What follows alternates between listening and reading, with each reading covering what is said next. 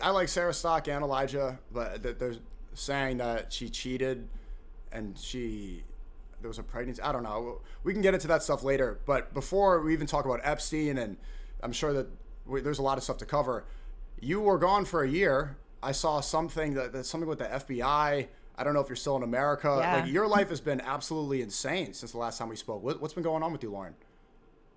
Yeah. So let's see. I'm gonna try not to trauma dump because there's a lot. It's like a very I long want to hear it. You story. don't feel afraid to yap or to trauma dump. I really am interested in the story.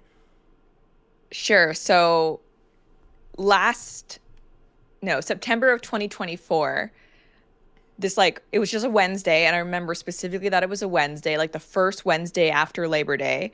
The FBI showed up at our house at 7 a.m. in the morning. They were pounding at our door, screaming FBI, FBI. We were all still sleeping.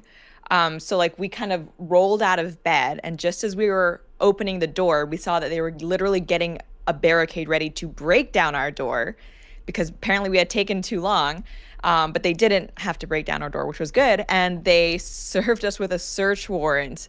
And there were like literally 30 armed agents with the FBI vests and everything.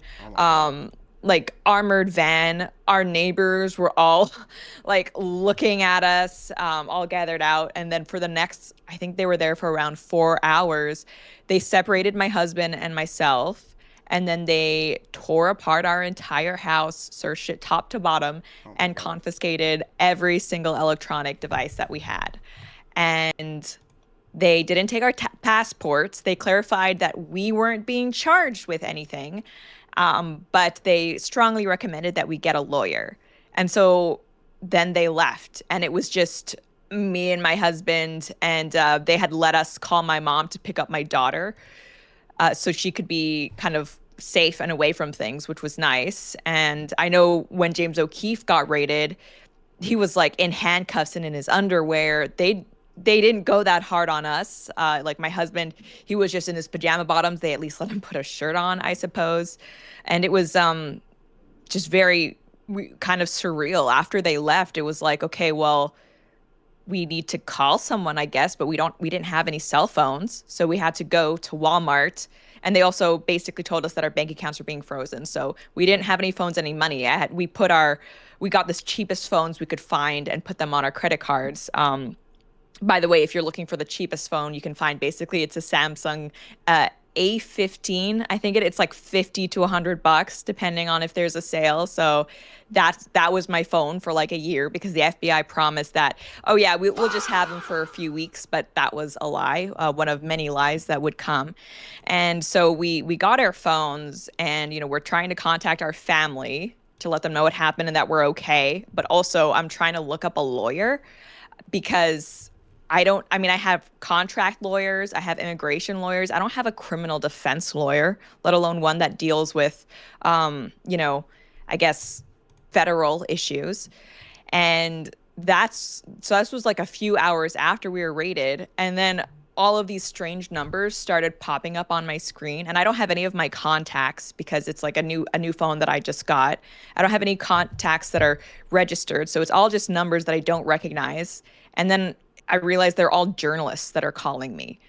And obviously my instinct as someone who hates journalists is just no comment and hang up anyway. But that's when I realized that Merrick Garland, who at the time was the Attorney General, so the equivalent of Pam Bondi, he had put out a press release essentially accusing our company of trying to subvert the presidential election and being Russian propaganda, which is really strange because our company mainly licensed content, which is to say that, our content creators had their own teams, their own production schedules, their own producers, they booked their own guests. So we really weren't very involved in production at all. But apparently, yeah, they were accusing us of being Russian propaganda. And so what followed was the craziest, I would say, 2 to 3 months of my entire life. We started getting death threats because people thought that I was a Russian spy. So we had to move our house. And we also tried to, we had to narrow down a lawyer that was good, but also not extremely crazy expensive. Did you because get a Jewish lawyer? obviously we want. Oh yeah, for sure. And no, he's very good. We never got charged with anything. We're not in jail. He was extremely expensive, but no complaints. He's now one of my favorite people, although I really hope I never have to deal with him again, just because if you're dealing with your lawyer, things probably aren't going good.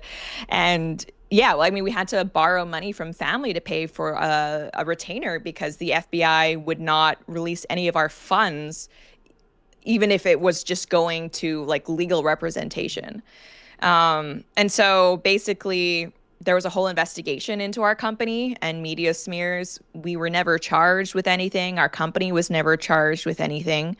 Apparently, Tim Pool, who was in contact with the feds at the same time, he was informed like in December that the case was closed and not going anywhere.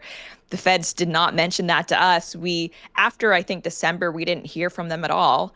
And eventually in April, I kind of went to my lawyer and it's like, look, I know we don't really want to touch base with them, but you've told me that I can't comment on this, which makes sense. But also, this is kind of my job. We're in a really awkward situation. Like, we want resolution. So he finally reached out to them, and they confirmed that the investigation was closed. They said they would give us our electronics back, but they are still refusing to give us back our money.